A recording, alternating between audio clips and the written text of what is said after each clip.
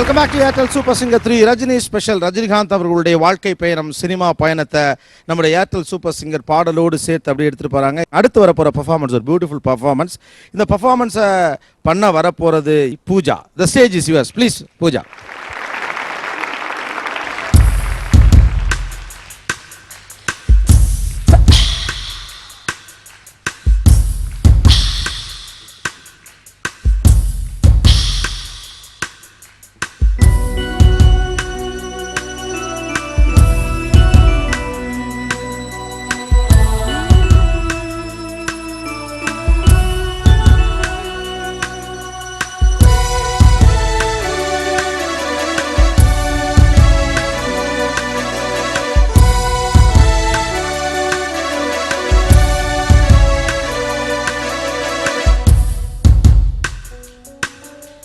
மாசி மாசமாளான பொண்ணு மாமன் உனக்கு தானே, நாளை எண்ணி நான் காத்திருந்தேன் மாமன் உனக்கு தானே.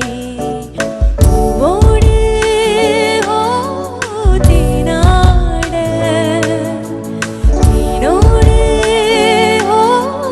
நீயாட.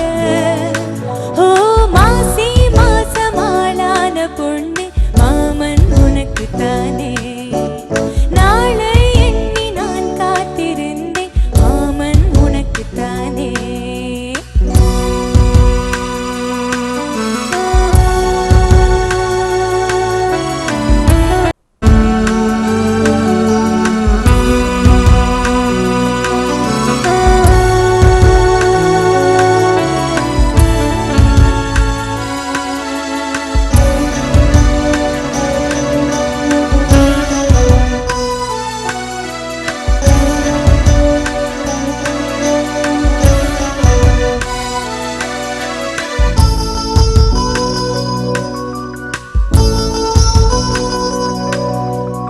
ஆசை நூறாச்சு போங்க, நிலவு வந்தாச்சு வாங்க, நெருங்க நெருங்க பொறுங்க பொறுங்க.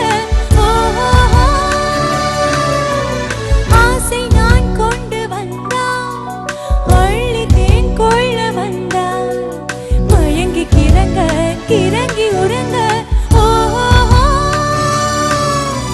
வெப்பம் படருது படருது, வெட்கம் வளருது வளருது, கொட்டும் பனியிலே பனியிலே, ஒட்டும் உறவிலே உறவிலே.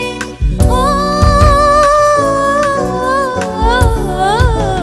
மாசி மாசமாளான பொண்ணு மாமன் உனக்கு தானே, நாளை எண்ணி நான் காத்திருந்தேன் மாமன் உனக்கு தானே. பூவோடு தேனாட நீனோடு நீயாட. ஓ மாசி மாசனாளான பொண்ணு மாமன் உனக்கு தானே, நாளை எண்ணி நான் காத்திருந்தேன் மாமன் உனக்கு தானே.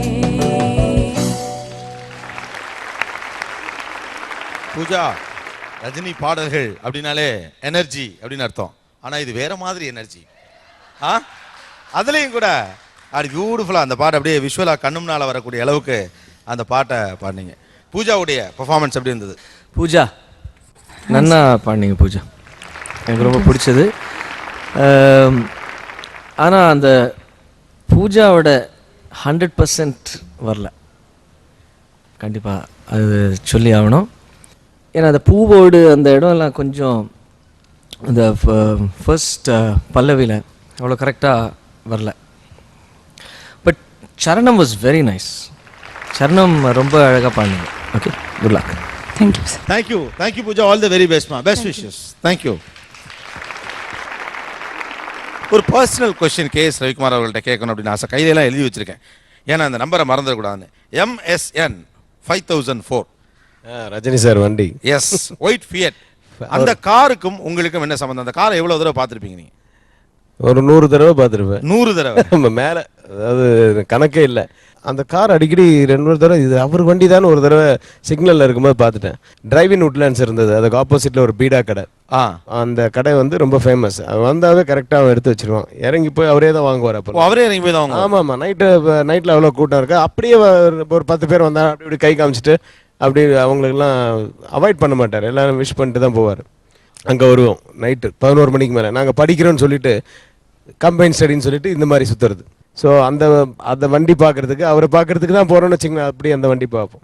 நான் எதிர்பார்க்கவே இல்லை. அது வந்து நான் டைரக்டர் ஆகி அவர் வீட்டுக்கெல்லாம் போகும்போது அந்த வண்டி அங்கே இருக்கும்ன்ட்டு பார்த்தா இப்போவும் ரீசெண்ட், தட் இஸ் ஒரு 1 இயர் பேக் வரைக்கும் கூட அந்த வண்டியில் வந்து திடீர்னு நைட்டு வந்து கொஞ்சம் லேட்டாக தூங்குறாரு அப்படின்னு வச்சுக்கோங்களேன். திடீர்னு அந்த கார் எடுத்துகிட்டு அவர் பீச் ரோட் போயிட்டு ஒரு ரவுண்ட் போயிட்டு வருவார்.